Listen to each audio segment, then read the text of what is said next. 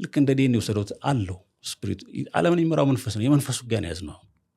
እንደውም በፋርስ ጉዳይ ስናወራ ላምጣላሁ ቀላል ስናረጋው ቅድም ገብርኤል ነው ብዬ ገብርኤል የፋርስ መንግስት አለቃ 21 ቀን ተቋቋመኝ ይላል። የሆነ ቦታ ላይ መልስ ተጠይቀው መልሱን ለማምጣት በጣም ተቋቋመው። ምንድነው በውጊያ ማለት ነው። ሰው ሚካኤል መጥቶ ረዳኝ ይላል። እንደውም የመላእክት በደንብ የተገለጸው በፋርስ ጊዜ ነው የመላእክት እንትኑና ትራምፕ ሚካኤል ዘይቶ ሚካኤል ብሎ ይህን ክፉ መንፈስ ምን እያለ ሲል ነበርና የነገሩ ሰዎች ያሉ ይመስለኛል። መንፈሳዊ ውጊያው ዓለም ላይ ያለው በዚህ ዘመን የሚዋጋው ሚካኤል የሚባለው መንፈስ ነው። ሚካኤል የሚባለው መልአክ ነው። የፋርስ መንግስት አለቃ የሚመታው እሱ ነው። ገብርኤል ኢንዲቪጁዋልስ ይሄ ያንተ እንድነት የአዲስ ኪዳኑ ጉዳይ ላይ ነው የሚሰራው።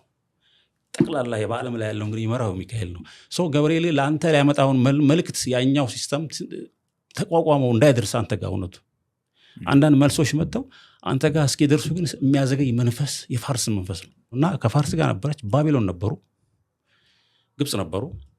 እነዚህ 7 ሲቪላይዜሽኖች ሮም ነበሩ፣ መቃቢያንስ ምናምን ተብለው። አሁን ደግሞ ከማን ጋር ናቸው? ኢራን ተደረሉ።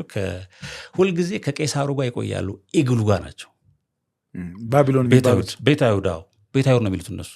የእውነት ጠላት የሆነ መንፈስ ማለት ነው እና ያ የሚገለጸው ግን ምክንያቱም በአይሁዶች ስለሆነ የተገለጠው ክርስቶስ የተሰጠንም ጸጋ በአይሁድ ነው።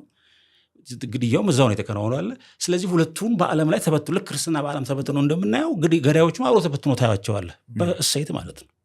የዛ ሲምቦል ውጤት ነው አሁን የምናየው እና ያችኛዋ ይሄኛው መሲህ ለማግኘት የአሁኑ እስራኤል የራሳቸው መሲህ ይጠብቃሉ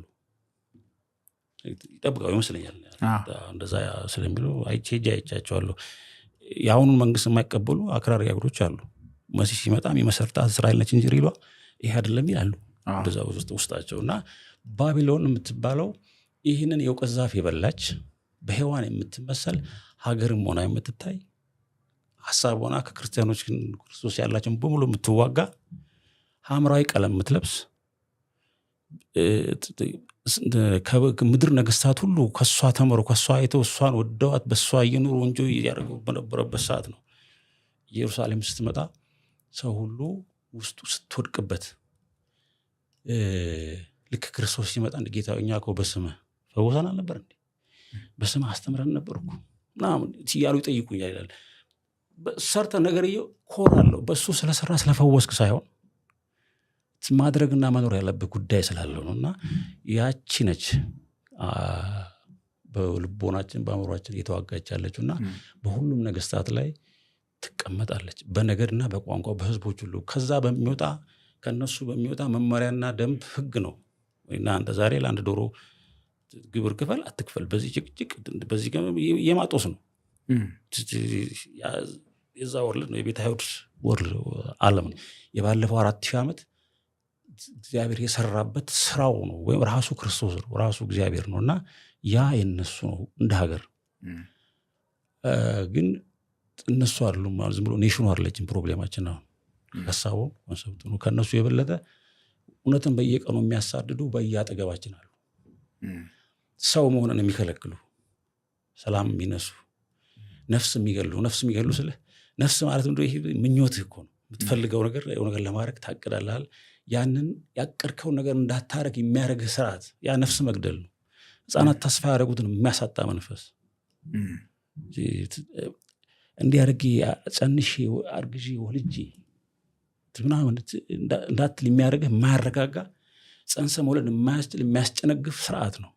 በምንድን ነው የሚገለጠው ግን የባቢሎን መውደቅ ማለት?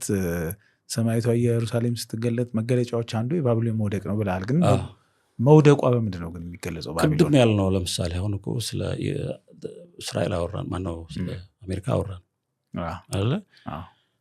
ሲምቦል አድርገን በኢግል ታሪክ አወራን። ሲያች እኮ ባቢሎን ነች።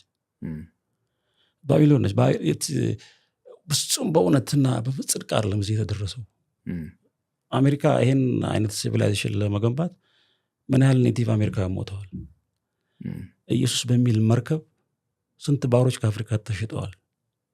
መርከብ እየተጋዙ ኢየሱስ በሚል መርከቡ ኢየሱስ ነው የሚለው፣ ባሮቹን የሚወስዷቸው በዛ መርከብ ነው።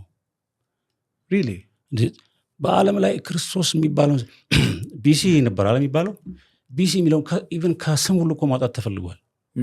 ቢፎር ክራይስት የሚለውን እኮ ክርስቲያን ኢራ ነው የሚባለው። ከእሴቶች ሁሉ ነው የሚወጣው፣ ከስሞች ከንግግሮች ውስጥ ሁሉ ነው የሚያሳድዱት። ክርስቶስ እንደዚህ ይሄን እውነት የሚያሳድድ አሁን እምልህን ይህን ፍቅርን የሚያሳድደው ስፕሪት ነው ባቢሎን። ሆድ ብቻ የሚመራው ገንዘብ ብቻ የሚያስመልክ ማለት ነው። ይሄ ደግሞ እየኖር ነው ያለ ነው። እኛም ሀገር ገብተዋል።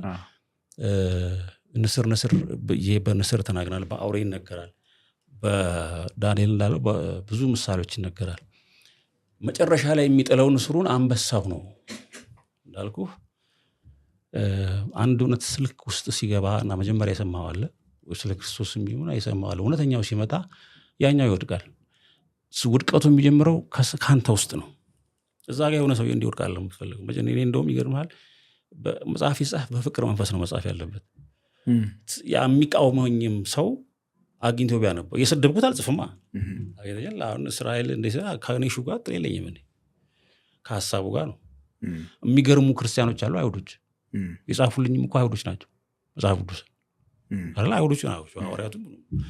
ያን የመሰለ ልክ 270 ዓመተ ምህረት ላይ ይላል አንድ እነሱ ዱብኖቭ የሚባል ሂስቶሪያን ቆመ ይላል። ፈርቲሊቲ ያ አይሁድ አእምሮ እነሱ ሂስቶሪያን አይሁድ አእምሮ ቆመ ይላል። ከዛ በፊት ብዙ ልክ እንደ ፐርፎርማንስ እንየውና ያን የመሰለ ሊትሬቸር መንፈሳዊ ስፒሪቹዋል ሃይማኖት ምናምን የሰጠን የአይሁድ ካልቸር ልክ ከተበተነች በኋላ ቆመ ይላል።